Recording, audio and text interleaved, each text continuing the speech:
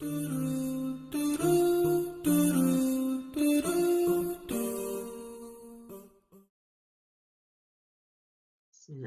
alaikum wa rahmatullahi wa barakatuh. Welcome to lesson 3. In this lesson, we'll be talking about how to understand your unique writing voice. But first off, we have to know what a writing voice is. Now, simply put, an author's writing voice is the manner in which they express their thoughts in written form. It's simply a reflection of the writer's personality on paper. That secret sauce, the X factor, if you will, that thing that makes you recognize an author's work. Okay, when you just read maybe a passage or a few pages without even knowing where it's from, and you recognize or you can tell that this book was written by so, or this passage was written by so author. It's that author's unique voice that makes you feel that way, that allows you to recognize their work in an instant. It's like a kind of signature or a stamp that the author puts on their work.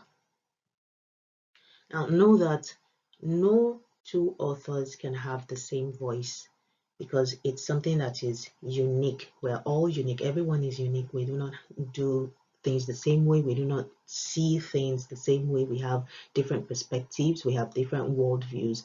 So every author has their own writing voice, their own unique writing voice. No two authors have the same voice. And also know that a writing voice is developed over time. After years or probably months of practice, you can then come into your own unique writing voice. It's something that is developed over time. Now, how do you identify your unique writing voice? First, I'd say that you should be yourself. Now that may sound cliche, but it's true. If you can allow yourself to write the way that you speak whenever you are passionate about a subject matter. Imagine when you are passionate about something, you speak straight from the heart. You are raw, you are honest. You do not, at that moment, you do not, care about what others have to say. Okay, you speak right from the heart. You speak exactly how you feel. Okay, so I would like you to be conscious of how you feel whenever you're passionate about something. Okay, be conscious of how you feel and how you speak when you're passionate about something. And then I would like for you to, when you take note of that, when you're conscious of it and you start taking note of it, you now harness that energy, that feeling, and inject it into your writing. Okay, that way you would have found your own unique writing voice. Another way you can identify your unique writing voice is to unearth your why. I would like you to dig deep and ask yourself these questions. Ask yourself these probing questions. For example, like, why do you write? Why do you want to, put your thoughts on paper? Is it to entertain? Is it to teach? Or is it to motivate? Or is it to inspire people? Okay, ask yourself these questions. Take note of the answers, and you realize that when you're clear on that reason why you want to write, it will start influencing the way you think. And when it's influenced the way you think, It will, in the way you think, will then now influence the way that you write, the way that you express your thoughts on paper. Okay, so the ability to tap into this is what will make you understand, or pull out that writing voice, that unique writing voice that is inside of you. Now that we know what a writing voice is and how to identify it, we need to know how to nurture it, because we mentioned in the last slides that a writing voice is something that you develop over time. The first thing you need to do is to practice a lot. You need to practice a lot. You need to carve out time to write frequently. I would have loved to say that you should write every day, but I know that life happens. We have kids, we have families, we have spouses, we have lots of things on our plate, and sometimes it can be difficult to log in time every day for writing. So what I propose is that you should at least have it in mind that you should write 3 times a week, at least 3 times a week. Okay, even if it's 5 minutes per day, just 5 minutes per day. Maybe immediately you wake up, before everybody in the house is awake, you log in that 5 minutes. Or if it's at night after everyone has gone to bed and you're about to go to sleep, just take out your pen and paper and write for 5 minutes.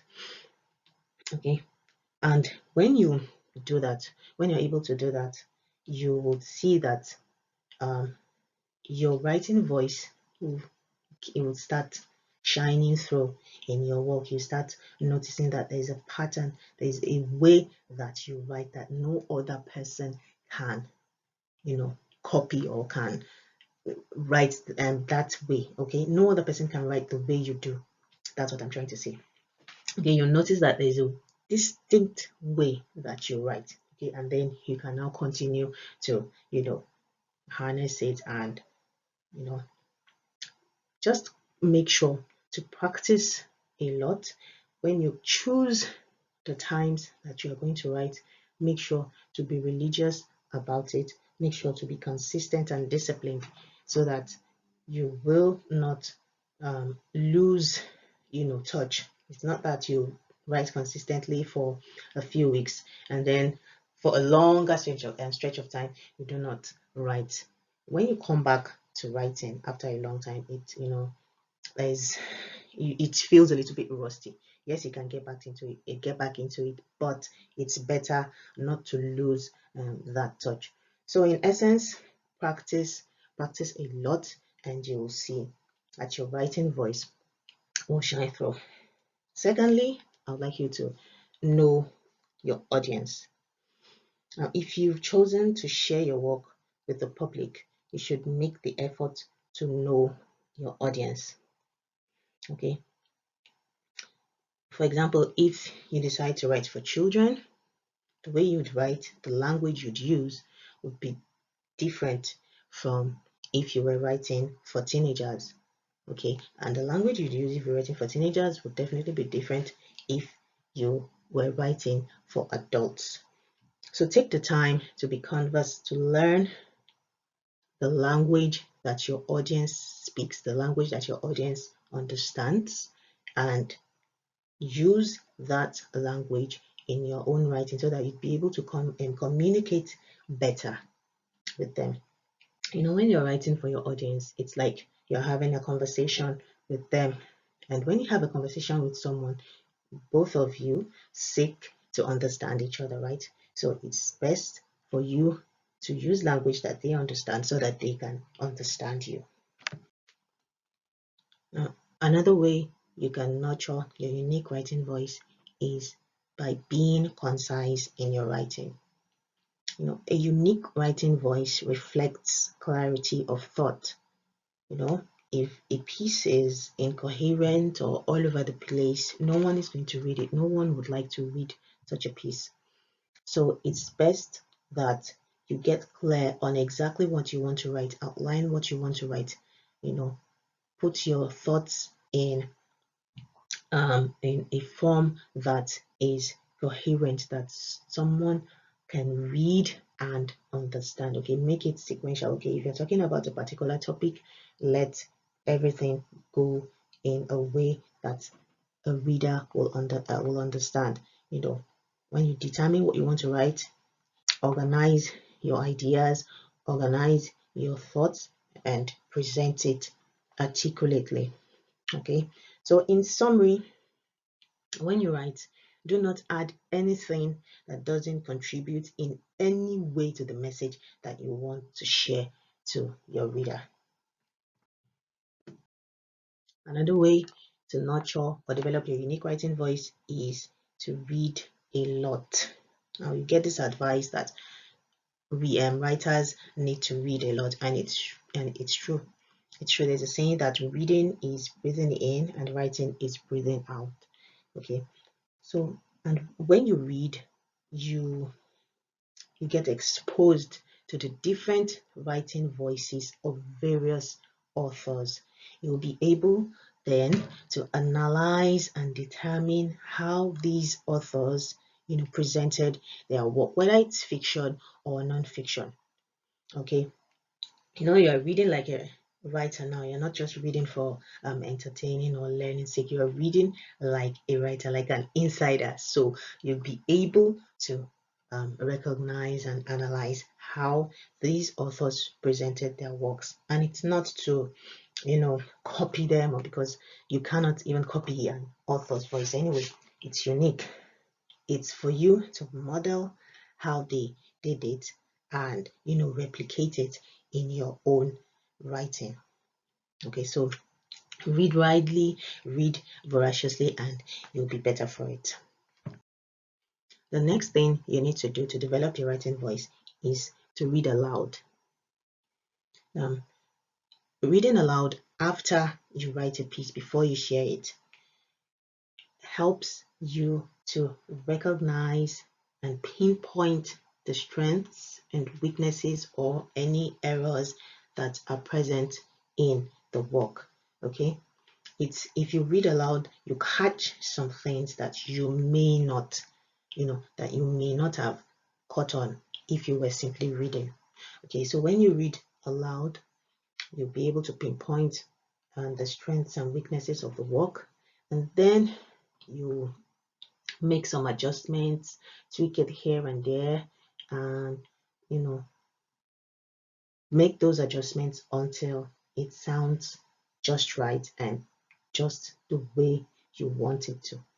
Okay, if you do not fancy reading your work aloud, these word processing apps have read aloud features. Microsoft Word has one, I think Google Docs also has one, and you have some other apps out there. You can browse the net for other apps that you can use to that have the read aloud feature, so that you won't have to go through that hassle of reading it aloud yourself. Okay, so the next one is avoid monotony. Okay, do not write a piece that just drones on and on and on. It's just like drab, no color, no rhythm. It's just it's just there. Okay, so avoid being monotonous while you're writing, and to do this, you can use varying sentence lengths in your work. For example, after a very long sentence, you can write a short one and then follow that with a fairly long one and then maybe a one-liner. Okay, doing this will add rhythm to your work. Okay, it won't just be something that is going on and maybe you have like 5 long sentences that are following each other. It will be boring to the reader. Okay, whether it's fiction or non-fiction. Okay, it will be boring to the reader. So vary your sentence lengths, intersperse short sentences, long sentences, and all that. And that will help you add color and rhythm to your work. Believe me, we need to give readers credit. If you think that you need to write long sentences over and over again because you have something important to say, the readers know instinctively what information is important by sentence length. Okay, they know, they can recognize it. So you don't need to always write long sentences and explaining to the readers all the time. No, you don't need to do that all the time. Readers are readers are actually really very smart.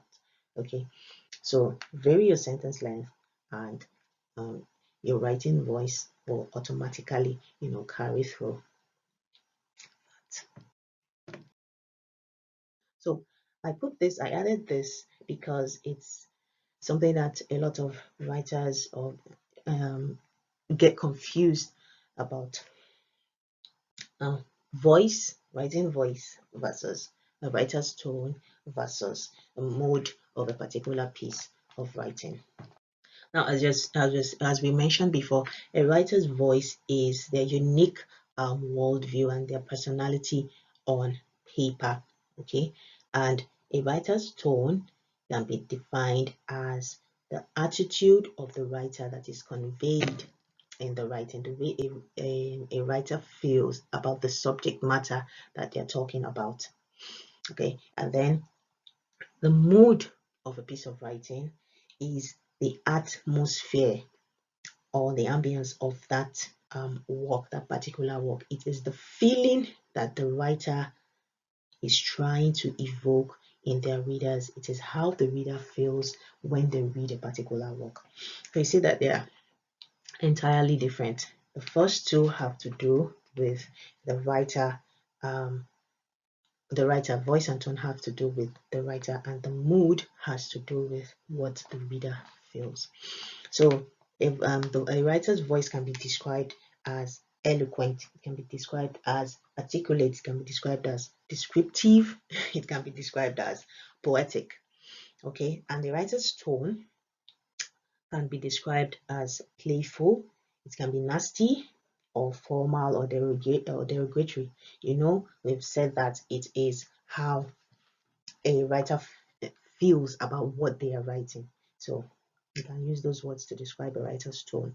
And mood can be joy, it can be anger, you know, it can be, happiness, whatever, you know. I know that you get my point now. Okay, so I'm going to give an example in the next slide. A writer may present an articulate piece in a condescending manner or tone. I know this will, clear it up. Okay, it will clear it up. The the writer's voice is, you may think that this writer writes so articulately. This writer is so articulate, but their tone is condescending. Okay, so I just wanted to point out that difference because a lot of people confuse it. Now, we're in the final part, and that is the exercise part. Now, I'd like you to complete this exercise. Time yourself and free write. Now, if you're not familiar with the term, I'll explain what free writing is. Free writing is sometimes called stream of consciousness writing, and it is basically an exercise in whereby you permit yourself to write whatever you want. When I say whatever you want, I mean whatever you want. Do not worry, this exercise is not something that you'll have to, submit. It's for you. Okay, it's for you. So you can write whatever you want. You're not showing it to anybody. Okay, so free writing is an exercise that you do where you permit yourself to write whatever you want. You're not thinking about structure, you're not thinking about purpose, you're not thinking about grammar. Okay, you're not thinking about all these rules of writing, applying any rules of writing. No, you're just going to write whatever comes to your head, write it. So if this is your first time of practicing free writing, you could maybe time yourself to write for about 60 seconds. That's 1 minute. And if you feel like when 1 minute when the 1 minute is over, if you feel like you can go on, then you increase to 2 minutes, 3 minutes, and so on and so on. But if you have practiced free writing before, you could time yourself for like 5 minutes for starters, and if you want to continue, you can go on. Okay, so do this regularly. Okay, after writing, it could even be the